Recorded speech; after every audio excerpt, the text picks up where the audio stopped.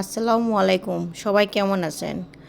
আজকে দুই উপায়েই এই মাটির হাঁড়িতেও দই বানাবো, আর একটা দই মেকার কিনে রাখছে এটাতেও বানাবো একই উপায়ে। দেখি কি রকম দই হয়। আর এটা হচ্ছে টক দই।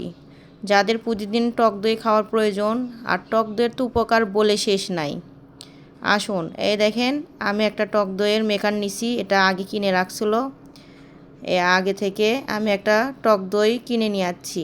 কয়েক চামচ নিয়ে আলাদা বাটিতে একটু গুটে নিব। নিয়ে এখান থেকে দুইটা পাতিলে আমি এই যে একটু উষ্ণ গরম দুধটা ঢালে দিব। দুইটাতে আমি ঢালে দিব। ঢালে দেওয়ার পরে যে ফেটে টক দইটা রেখে দিছি, যেটাকে বলেন বীজ, এই দইয়ের বীজটা এখন এখানে কিছুটা দিয়ে একটু নাড়ে দিব। একটু নাড়ে দেওয়ার পরে, বেশি নাড়ার প্রয়োজন নাই, হ্যাঁ, তারপরে বাকিটুকু আর একটা পাতিলে দিয়ে দিলাম। দেওয়ার পরে এটাও একটু নাড়ে দিয়ে দিলাম দই মেকারে। দিয়ে 10টার দিকে আমি এটা রাখছি। 8 থেকে 10 ঘন্টা এটা সুইচ অন থাকবে। আর অপর দিকে চলুন আর হাঁড়িতে যেটা বসাইছি ওটা রেডি করি। এই যে এটা একটা ঢাকনা দিয়ে ঢাকে দিয়ে পলিথিন মুড়ে একটা রন্না নেব। এই রন্নাতে পেঁচে সারা রাত রেখে দিব।